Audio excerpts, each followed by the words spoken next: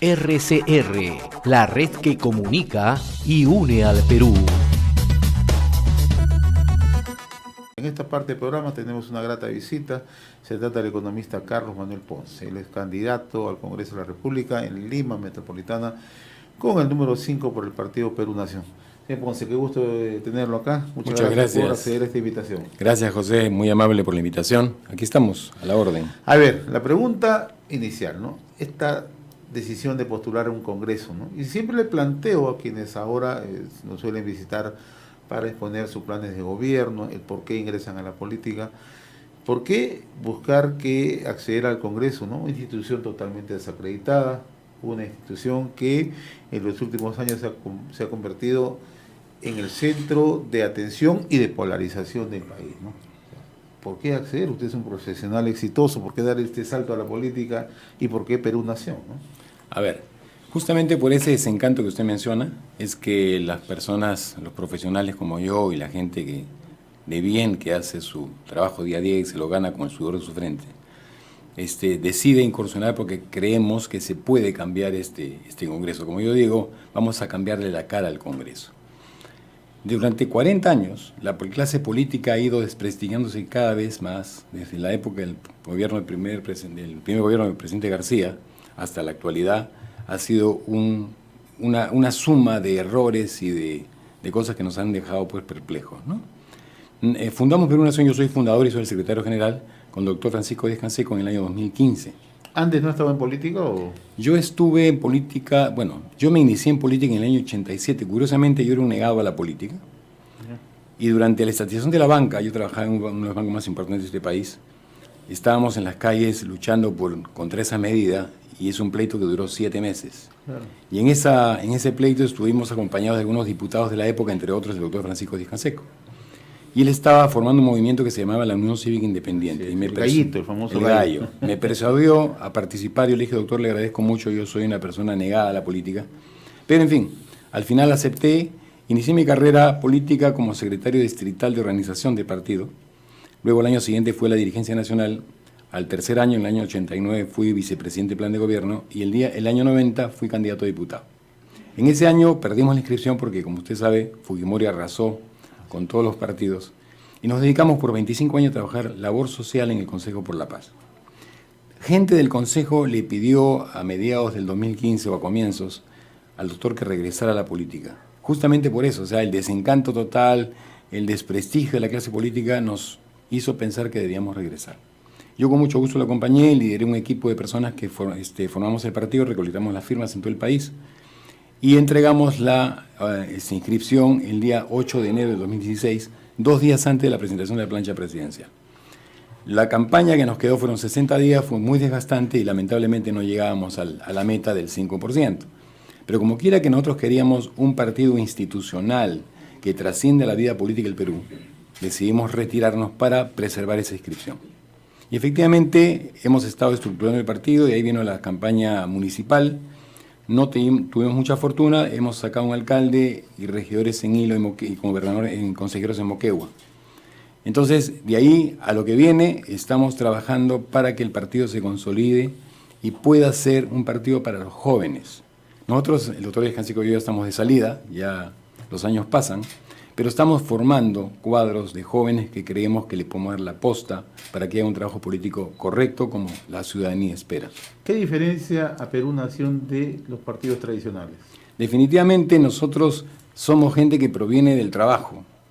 No políticos han estado enquistados en el gobierno o en el poder legislativo 20 años, ¿de acuerdo? O que dicen, por ejemplo, como un excongresista que ahora postula nuevamente a la reelección, que dice, esto es un engañamuchachos, porque la verdad con 1 año y medio no se puede hacer nada. El sector privado nos mide desde el primer día. Hay un rendimiento que se mide día a día.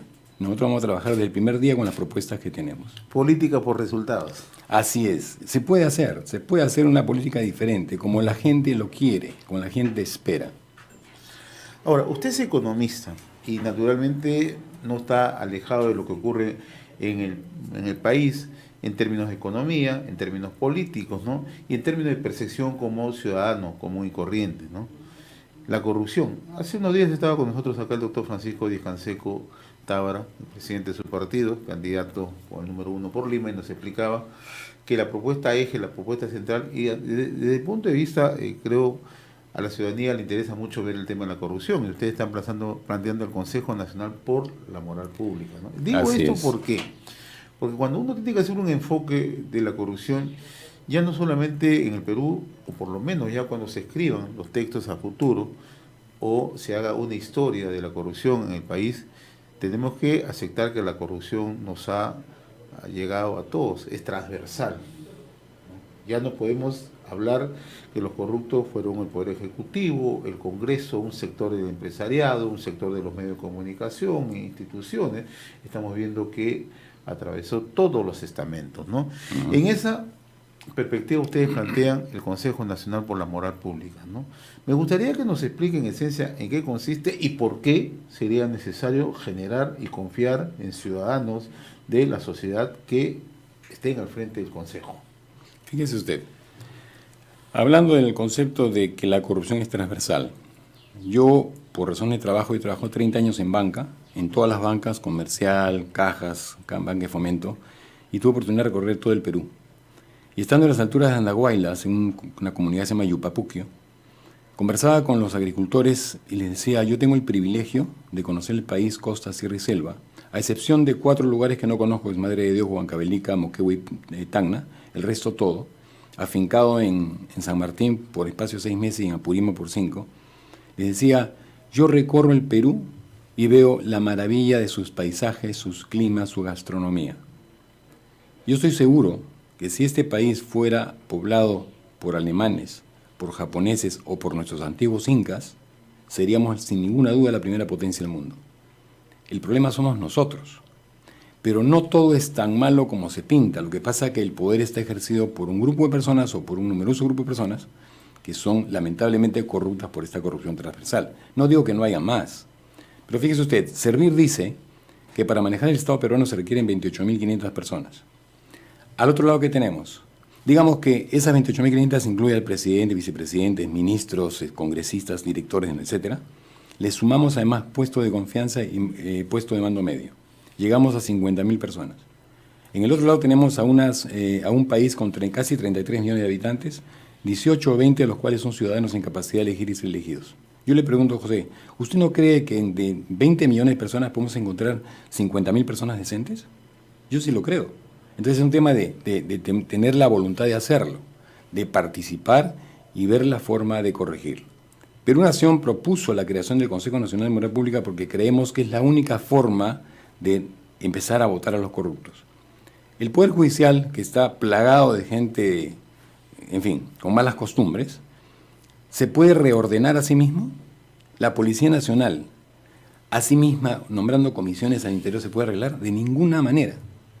El Consejo Nacional de Moral Pública va a estar integrado por 3 personalidades, personajes notables de la sociedad, que son intachables, impolutos y que pueden participar en un tribunal, que puedan elegir a su vez tribunales de honor en cada entidad, en el Poder Judicial, en el Ministerio Público, en la Policía Nacional, etcétera, etcétera, etcétera. Ahí ese tribunal empezará a investigar, empezará a denunciar y llevará a la Fiscalía los casos que encuentre. La prensa acompañando esto va a fiscalizar el trabajo en los tiempos prudenciales que la Fiscalía puede hacer. Y cada 30 días veremos, pues, qué pasó con esto que presentamos hace 30 días. Esa presión va a ayudar a que los fiscales hagan su trabajo como corresponde. Cuando empecemos, cuando la ciudadanía se empieza a dar cuenta que es posible que se pueda denunciar y se pueda efectivamente sancionar, van a empezar las denuncias a llover y saldrán todos los corruptos por la ventana. Creo que es la única forma que tenemos de reorganizar el Estado y corregir esa corrupción transversal que tenemos. Ahora, en el Congreso, el próximo Congreso complementario 2020-2021 tiene un plazo bastante corto, ¿no? Es verdad, Son 14 meses, ¿no? Entonces se tiene que actuar sobre ejes temáticos muy definidos, ¿no? A ver, acá observo que hay quienes presentan una frondosidad de temas, ¿no? Y sabemos que eso no va a ocurrir, ¿no? Sobre todo, aquí hay que devolverle la confianza a la población. Hay que hacer política, pero hay que hacer política que esté centrada en temas fundamentales, ¿no? Si derrotamos la corrupción, definitivamente habremos dado un salto interesante para el país, ¿no? Si sancionemos a quienes son responsables de los hechos de corrupción, creemos que hemos avanzado bastante. Entonces ahí surge la gran interrogante, ¿no? ¿Estamos en condiciones de generar esas condiciones, digamos, ese nivel de acercamiento entre ejecutivo y legislativo en un plazo corto, considerando además esta situación intestina que hemos vivido en los últimos años o en los últimos meses en el país? Fíjese, nosotros tenemos el programa o el proyecto de Consejo Nacional de Política Pública está listo. Se presentó hace 2 años al Congreso y lo encarpetaron. Eso el primer día se puede presentar para su debate y aprobación. Pero viene después, y los ejes del partido son 3. Este es el primero y el otro es el tema de reforma política, que tiene 5 ejes. Y esos 5 se pueden hacer en un solo proyecto de ley, porque es modificaciones constitucionales en unos casos. Por ejemplo, la revocatoria. Así como se revocan alcaldes y gobernadores, también la ciudadanía debería poder revocar a los congresistas que no trabajan. ¿En qué plazo plantean revocar? ¿Al medio periodo? O sea, en este periodo corto, lo que pasa es que es para el próximo periodo, claro, de los 5 años. Es correcto, o sea, en este momento podemos decir sí, ok, si no se funciona podemos hacer las revocatorias. Eso es cuestión de ajustarlo a los tiempos que se requieran, ¿de acuerdo? El segundo tema, los congresistas les quitamos el sueldo, que trabajen por resultados como decíamos al comienzo. Si el congresista asiste al pleno y a comisiones, perfecto. Si no asiste, se le descuenta, ¿no es cierto?, tantas veces como falte, y al final va a recibir su sueldo solamente... ¿Es una cuestión de sueldo o es una cuestión de actitud, de valores? Porque aquí creo que... Es una conjunción de varias cosas, ¿no? Por el lado de los ingresos, si yo le quito los ingresos al congresista porque no asiste, evidentemente va a tener que reflexionar, porque si todos trabajamos para ganar dinero y llevarlo a nuestra casa. Si este personaje se da la gran vida o figuretea por los medios de comunicación y no hacen su trabajo, porque también se puede añadir una cosa más, el índice de productividad que tenga, ¿de acuerdo? Todo eso va a funcionar en la medida que tengamos la conciencia que eso hay que cambiar.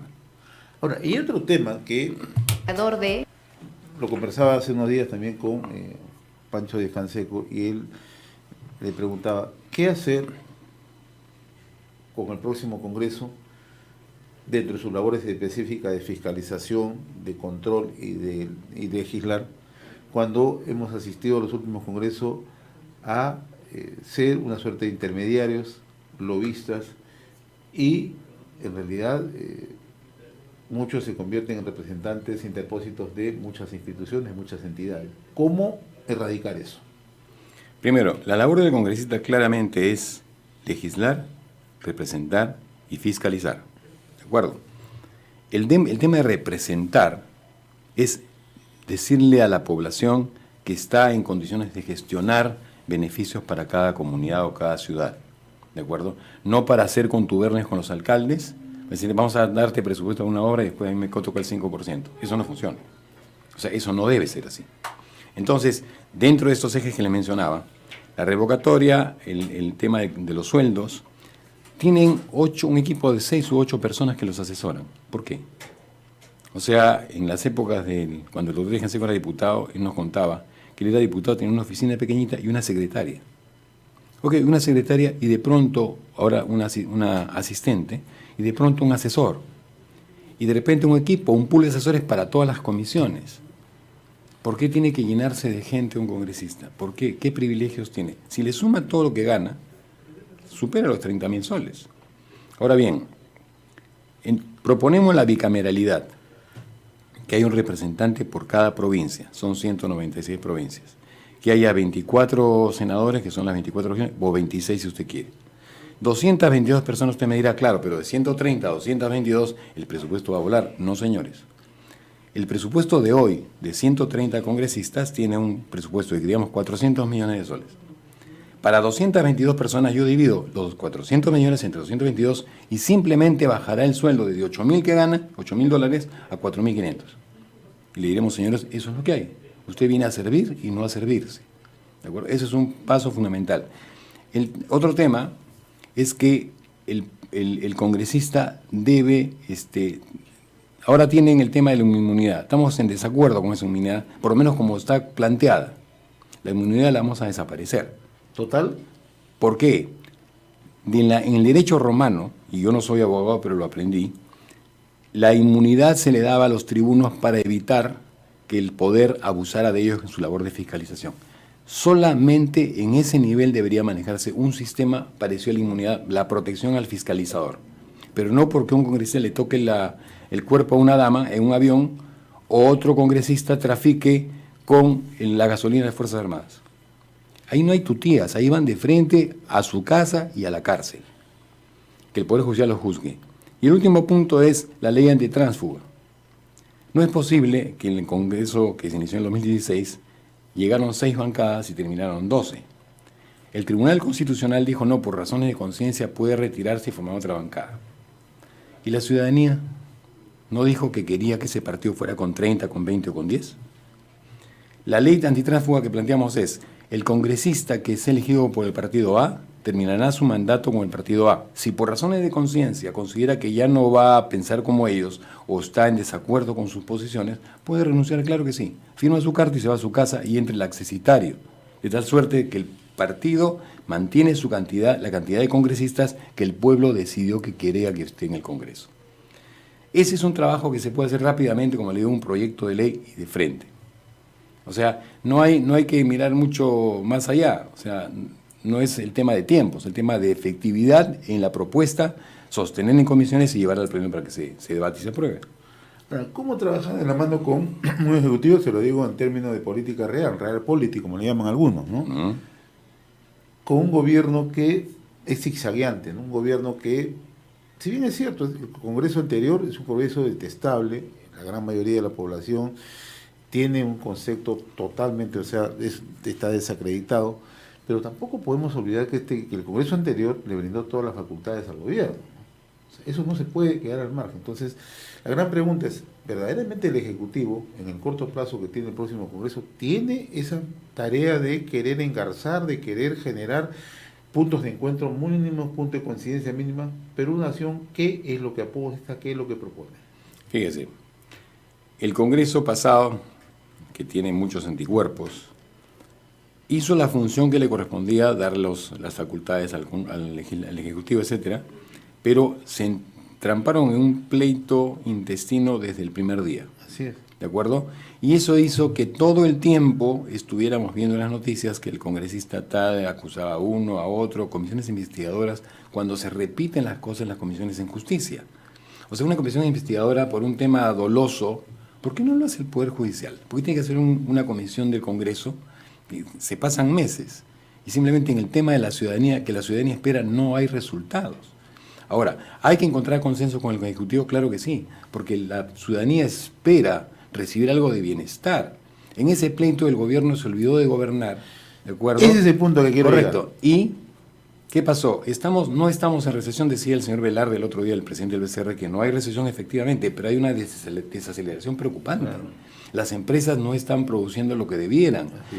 Se han tirado abajo el tema de la minería, o sea, estamos mal por todos lados, no, porque el además Ejecutivo no ejecuta. Nosotros estamos viendo el 2019, pero usted que es economista, ha trabajado en empresas, sabe que al 2020 la proyección es otra. Así Los es. empresarios se sientan en una junta de accionistas o en un comité o un directorio y dicen, el 2020 tenemos que tomar las siguientes medidas.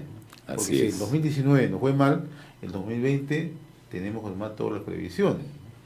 Fíjese qué curioso, el presupuesto de la República a la fecha ha sido ejecutado en un 40%. En algunos casos, la Municipalidad de La Victoria, por ejemplo, el señor Forsyth, muy mediático, mucho trabajo de calle, pero el presupuesto que ejecutó no llega al 2%. O sea, si se devuelve al Tesoro cada año 25.000 millones de soles, y a eso le sumo 15.000 millones de soles anuales por corrupción, ¿usted sabe lo que se podría hacer con 40.000 millones de soles anuales? O sea, muchísimas cosas. Es un tema de voluntad, de hacer las cosas bien. Por supuesto, si el gobierno hace las cosas bien, va a recibir todo el apoyo nuestro. No, y yo le planteaba el tema de cómo se puede generar un nivel de confianza, un clima social apropiado, político apropiado entre Ejecutivo y Legislativo, porque estamos entrando a un nivel de desaceleración económica. Conversaba hace unos días con un economista de la Universidad de Piura y nos explicaba, El presidente permanentemente en sus apariciones públicas dice que estamos creciendo 2.5 y da la impresión para el grueso de la opinión pública que es una cifra aceptable, lo compara con otros países de la región que no crecen, pero eso es insuficiente, me decía, ¿no? Con eso no derrotamos pobreza, con eso no podemos manejar programas sociales, con eso no podemos generar infraestructura y con eso no podemos generar confianza entre los agentes económicos. Fíjese, crecemos 2%, 2,5% en los últimos tiempos, pero llegamos a crecer 7 y 8 en el momento, ¿de acuerdo? Eso nos dio una plataforma base de 4%. O sea, crecer 2% no sirve. Así es. Ni siquiera 3%. En la región, y yo he conversado con gente de algunos países que dicen, sí, pues ustedes están muy bien, porque caray, siguen creciendo. Sí, pero no nos sirve ese nivel de crecimiento. Nuestro nivel está mucho más arriba. Tenemos que llegar a ese nivel nuevamente y eso es un tema de decisiones del Ejecutivo, que el Congreso tiene que apoyar. Bien, don Carlos Manuel Ponce, candidato al Congreso de la República en Lima con el número 5 por el Partido Perú Nación, ha sido grato tenerlo. Muchísimas gracias. Estar en otra próxima oportunidad. Encantado para hablar de propuestas personales que rápidamente le digo. Sí, yo creo que hay que trabajar con las microempresas sí, cómo no, que necesitan el apoyo del Estado. Hay una ley que exige que el Estado compre en bienes y servicios el 40% de lo que producen las pymes. Eso no se cumple. No se cumple. Las pymes, muchas informales, requieren créditos blandos. Hay que propiciar la creación de un banco de fomento. Y eso no es proteccionismo, eso es impulsar, así promover, es. ¿no? No hay que tenerle miedo a la banca de fomento. Claro. Yo trabajé 4 años en un banco como Agrobanco y me da mucha pena que lo que ha pasado ahora, por desidia de los funcionarios de alto nivel, ¿no es cierto?, que ha hecho que el banco esté al borde de la quiebra. No porque los agricultores no hayan pagado sus créditos oportunamente, porque las tasas de morosidad eran promedio del sistema, sino que abrieron la puerta a créditos a las grandes empresas exportadoras. Le dieron 400 millones a 36 empresas y al día de hoy no ha pagado ninguna. Y el hueco que hay son 700 millones. Yo tuve la oportunidad de conversar con el congresista Pariona el año pasado, proponiéndole que no llevara a cerrar el agrobanco y formaran el fondo Miagro, porque se iba a perder la agricultura pequeña. Lo entendieron, se aceptó.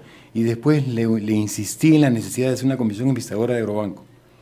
Le instalaron. Al mes de junio de este año le pregunté, ¿y qué hay de la comisión? Bueno, no ha habido el apoyo y no hemos podido hacer nada. O sea, 7 meses perdidos por las puras y hay una tira de sinvergüenzas que se han mandado mudar y llenos de plata, ¿de acuerdo? Y el banco los dejó casi quebrado. Ese es un buen punto para plantear en el Congreso, en realidad, ¿no? Yo propongo, voy a intervenir en la Comisión Agraria y propongo la creación de la Comisión Investigadora de Agrobanco porque definitivamente no se puede permitir. A mí Agrobanco me recontrató hace un poco más de 2 años y me mandó a Yurimaguas a abrir una cartera pesada y encontré un tolo de 5 millones de soles. La información que yo presenté después de los 6 meses de trabajo, que eran cada informe de 4 que hice del tamaño de una viga telefónica, fueron al departamento legal, se denunció a la fiscalía y hoy, ya va a ser un año, que 12 de los responsables, 11 están presos y hay uno fugado. O sea, ya está un año presos por esas actitudes desleales contra el agricultor y por la corrupción. Yo recibí una amenaza que me dijeron, no regresas a Yurimaguas que te vamos a matar. Pero tengo la satisfacción de haber contribuido en esa lucha contra la corrupción.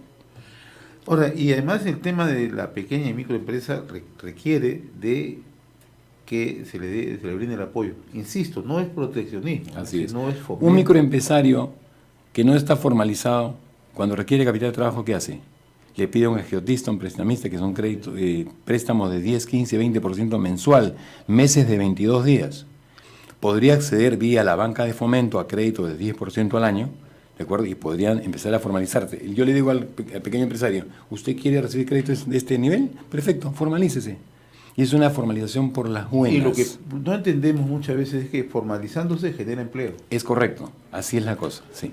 Así es, ¿no? Así o sea, es, genera sí, empleos directos y empleos indirectos. Eso es, ¿no? Yo mi compromiso, mi querido José, es trabajo, trabajo y más trabajo. Yo soy el número 5 de Perú Nación y simplemente vamos con el voto de ustedes a cambiarle la cara al Congreso. RCR, la red que comunica y une al Perú.